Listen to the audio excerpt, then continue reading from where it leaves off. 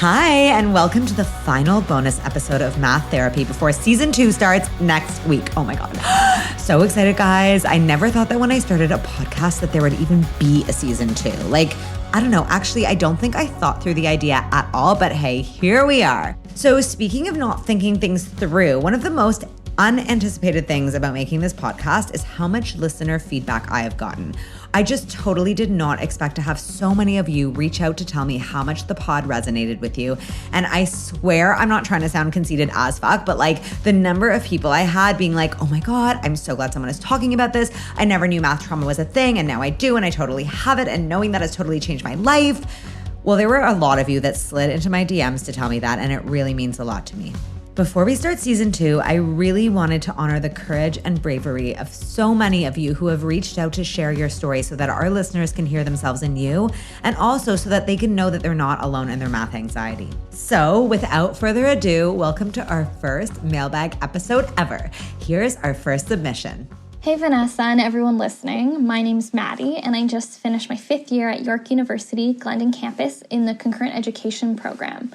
I met Vanessa when she came to speak to my math class this year. I grew up with a gifted sister, a stay-at-home mom who hated everything math related, and an engineering dad. My dad, as amazing and smart as he was, had no idea how to explain my math homework to me. I remember crying so many times at the dinner table from grades 1 through 11, feeling stupid because I didn't understand anything he was saying. I guess as a family, we just always agreed that I took after my mom, and my sister took after my dad, and I would never be a math person. I think that my math trauma really comes from the idea that I'm not smart or talented or gifted because math didn't come easily to me.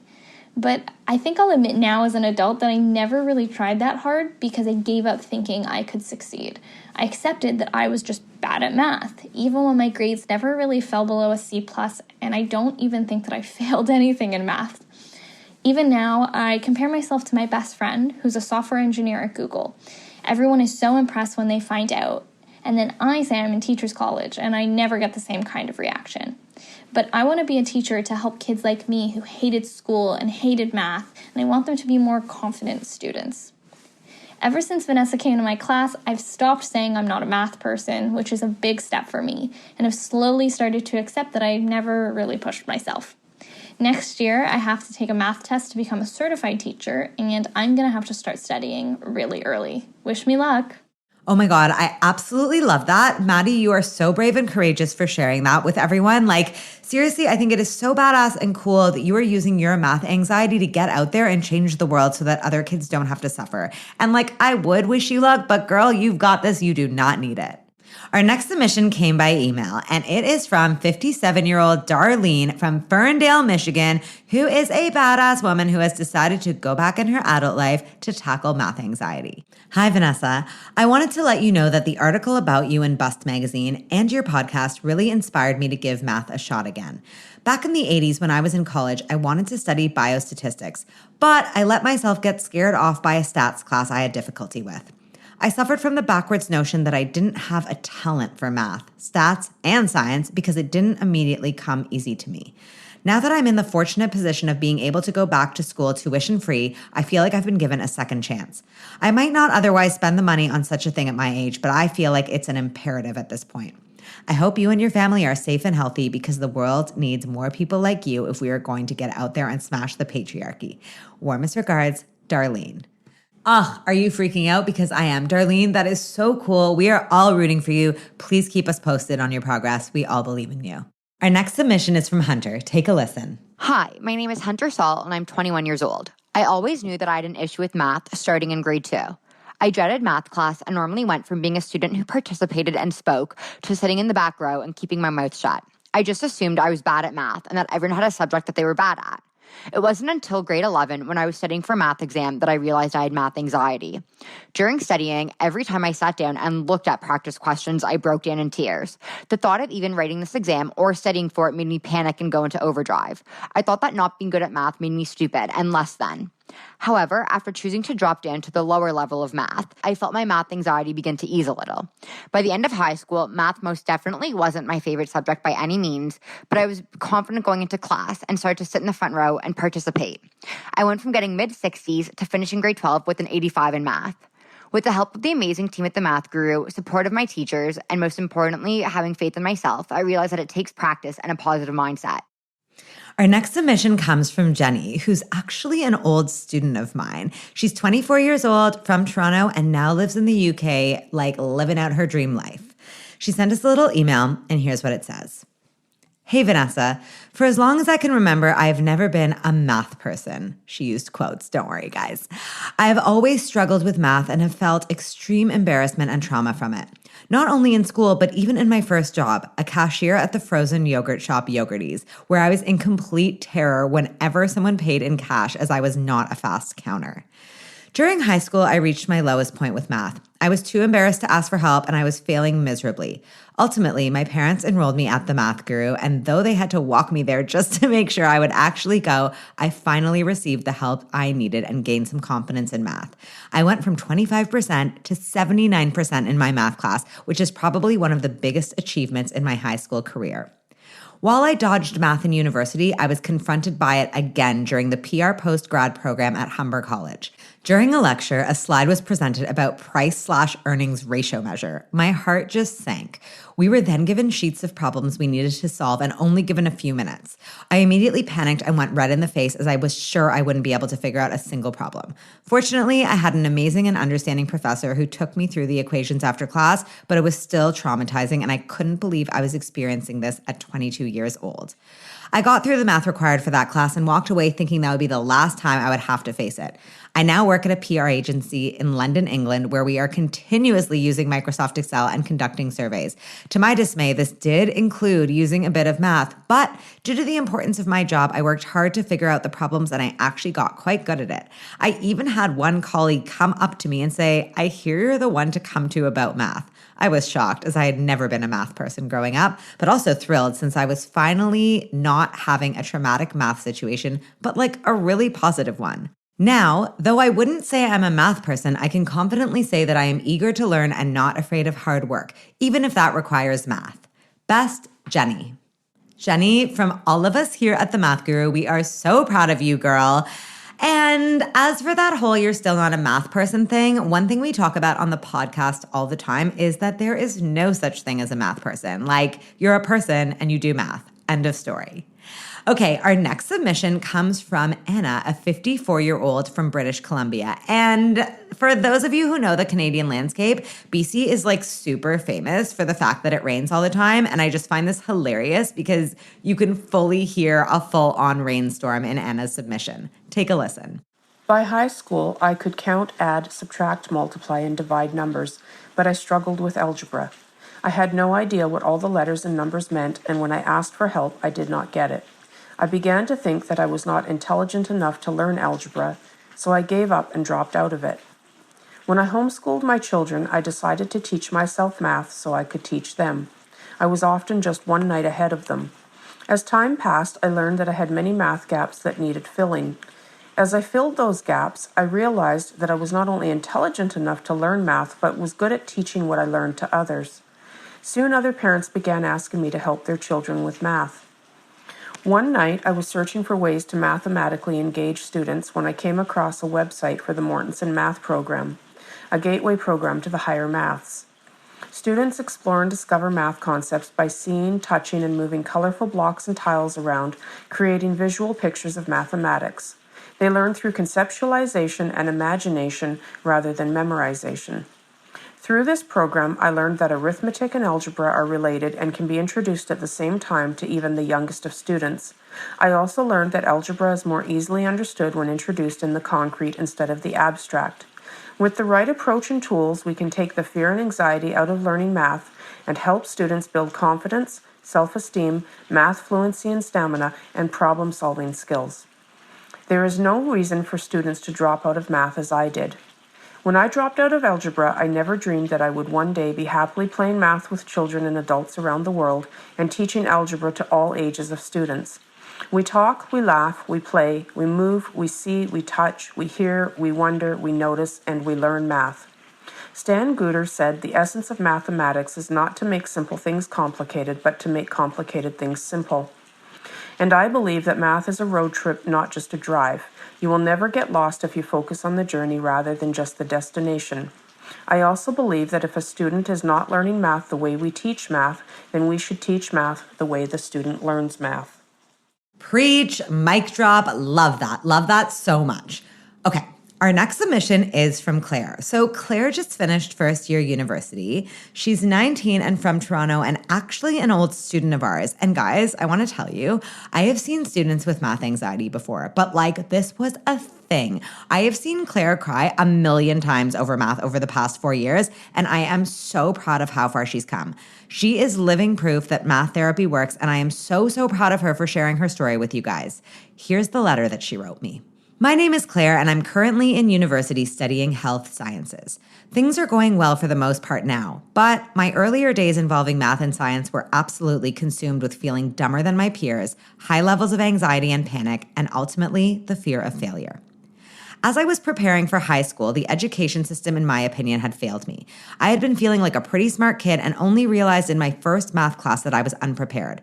I had been taking tests for my entire elementary education, which were like photocopied directly from the mid-chapter review of the textbook we all had on hand. So from that, I had developed little to no application skills and struggled greatly with knowledge and inquiry fields. All I had known how to do was memorize processes and retrieve memories of solutions, which had really stunted my problem-solving growth. As I integrated, no calculus pun intended, myself into high school, I struggled with the first concept of math taught, and I felt useless and incapable no matter how hard I tried. I felt like math was my biggest new fear, my biggest trigger, and honestly, my enemy. In grade 10, I started to experience extreme math anxiety. In class, I'd pay attention and get all the notes down. I'd spend an hour a week with my tutor, usually understanding the concepts really well, and I made it a priority to tackle what I was struggling with. I put in the time. But during tests, I'd draw complete blanks on concepts I had mastered. I'd have such an elevated heart rate, a tight chest, sweaty palms, nausea, and most embarrassingly, I would sit at my test looking at it and just cry at the numbers. I'd often leave tests half blank. I came to realize with the help of my tutor that I had some big anxiety issues revolving around math, specifically tests. From that discovery forward, nothing had really changed in terms of how I approached the learning side of things. But what did change was how I reacted to situations and how I learned to control them. I began having mock tests with my tutor. He would write out a mini test in red inked pens. This approach put me into the situation I loved to avoid and stressed me out a lot, but it showed me I could do it. I also began changing how I tested. At the top of my scrap paper on tests, I'd write a one-liner, usually like, I'm a badass or I'm fucking smart, something to keep me from spiraling during the test. I needed a reminder from myself that I trusted myself and believed in my abilities.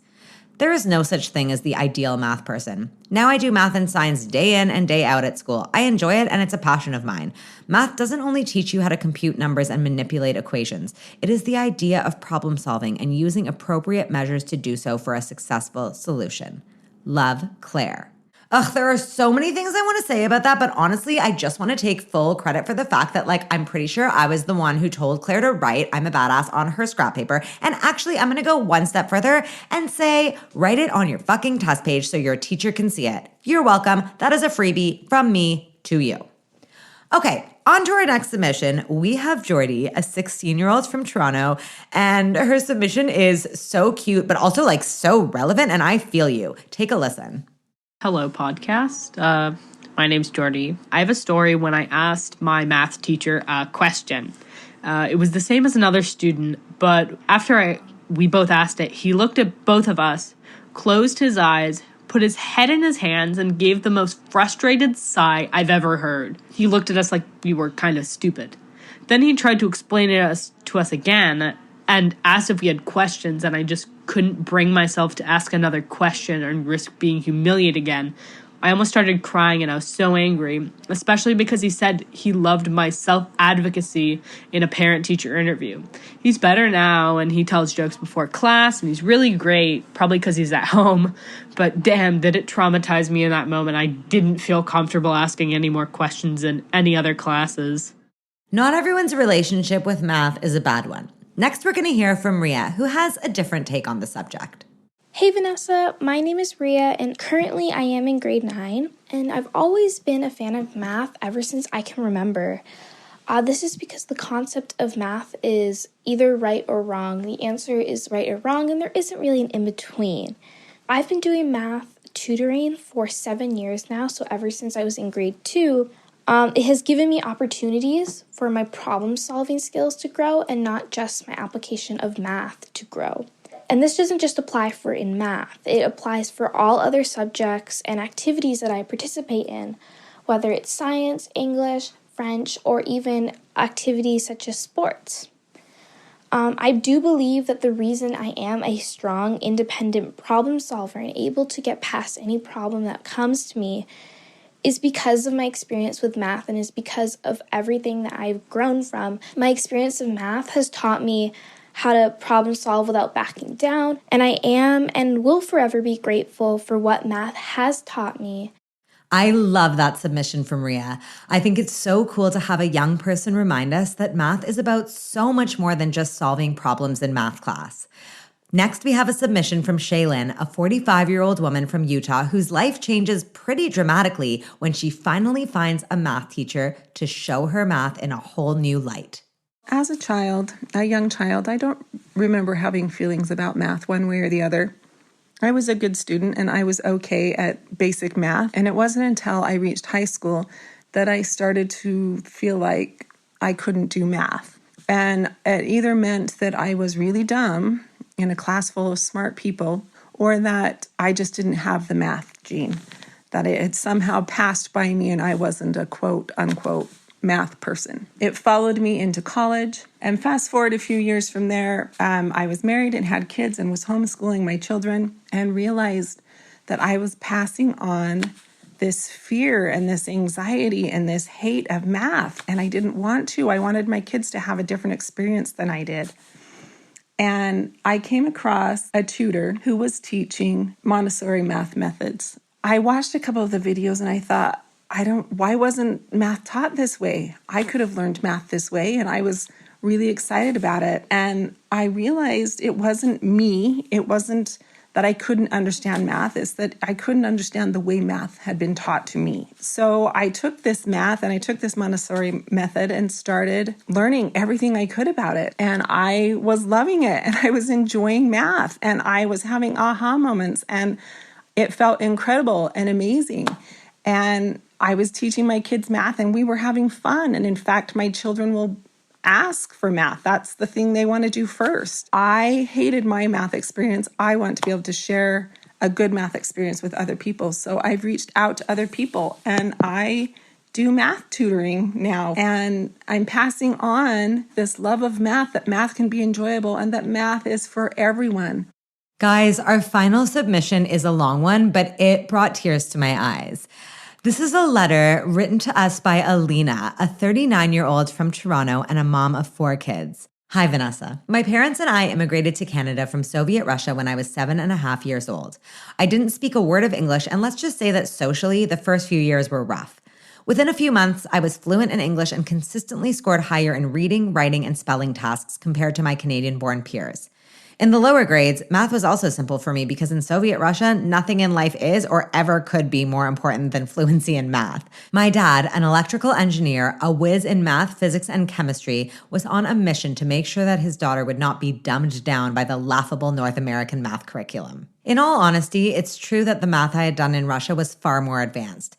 Kids were expected to know their multiplication tables by grade 1, 2 at the latest. They were manipulating algebraic expressions and solving for x by grade 3. What? Oh my God, this is insane. Sorry, okay. And easily figuring out when trains would intersect if they left at 2 different stations at different times and traveled at different speeds. Nothing was more important than math. People who didn't excel in math had no future in this world and would never be respected.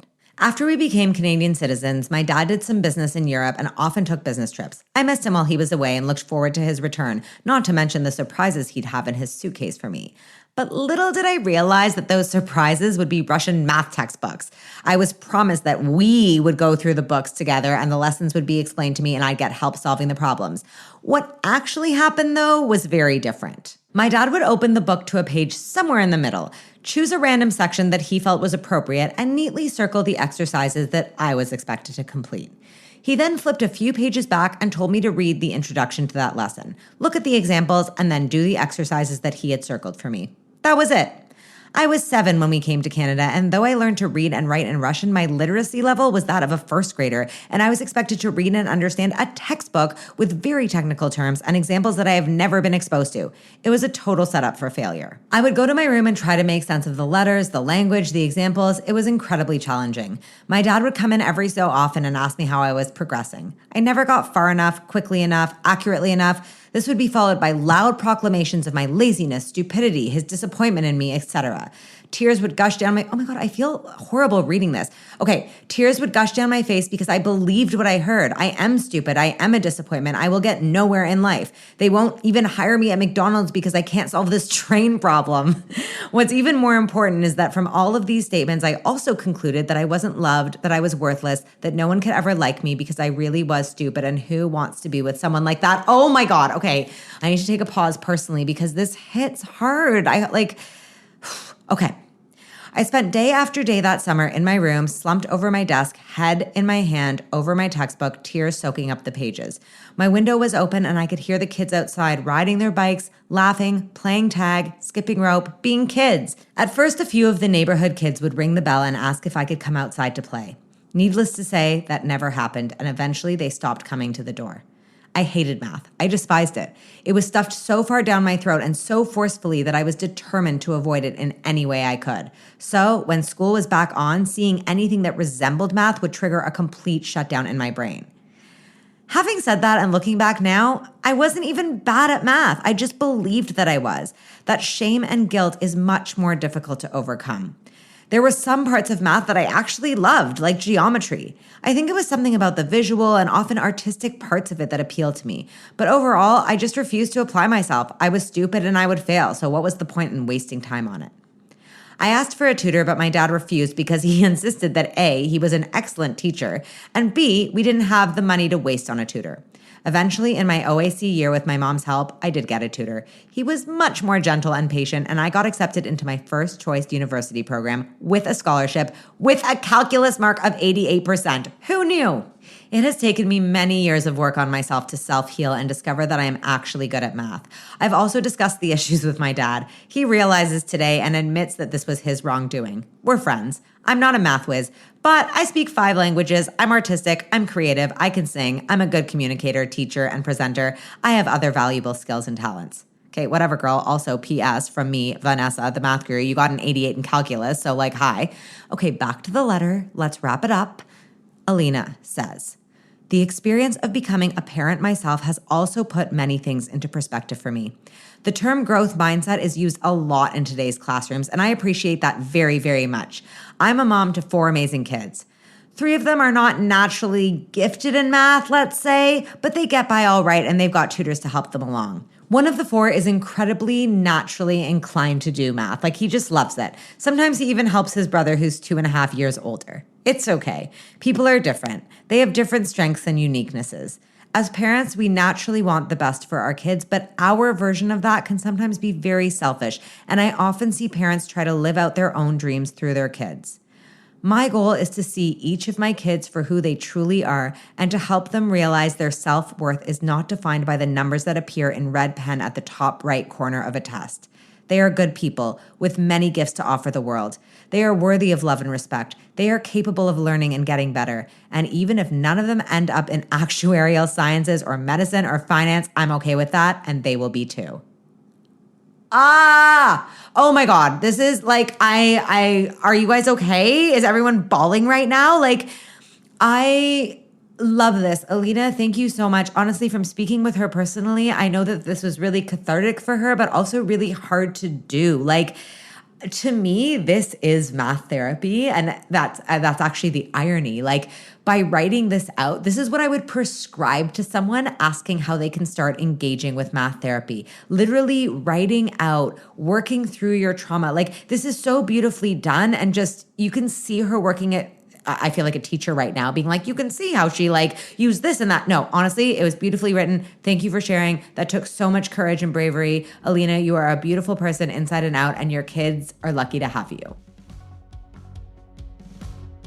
And guys, just like that, that concludes our first ever mailbag episode. Thank you all so much. To those of you who shared your story, thank you. Know that you've made a difference, that you've been brave, that someone has benefited from it. I am certain that someone's life will be better, stronger, and brighter because of you. I can tell you that mine already is. To those of you struggling with math trauma of your own, you are not alone. That's what this is all about. And for real, I really hope that sharing these stories and like letting you listen in on the math therapy that I give my guests helps you work through your own version of math therapy. On that note, it's time. Next Thursday, season 2 of Math Therapy starts, and it is a banger of a season. You're gonna laugh, you're gonna cry, you're gonna feel happy and like maybe even mad, because guys, that's what working through math trauma feels like. That's how we make progress. That's how we grow. That's what math therapy is all about. Okay, before I say bye, a reminder that Math Therapy is hosted by me, Vanessa Viccaria, aka The Math Guru, produced by Sabina Wex, and edited by David Kochberg. And our theme song is Waves by Goodnight Sunrise, aka my band. And guys, if you know someone who needs math therapy or needs to hear someone else getting it, or like needs to be in on season 2, which starts next week, please share this podcast, write a quick review. Those things make such a big difference. One more thing, remember to follow me on all socials at The Math Guru for everything related to me and math therapy. That's all. You know what to do. Set your timer, mark your calendar, do whatever you do to like remember shit, because June 4th, season 2 starts. Be there or be square. That was a math pun. I was gonna say be circle, but I was like, that's not funny.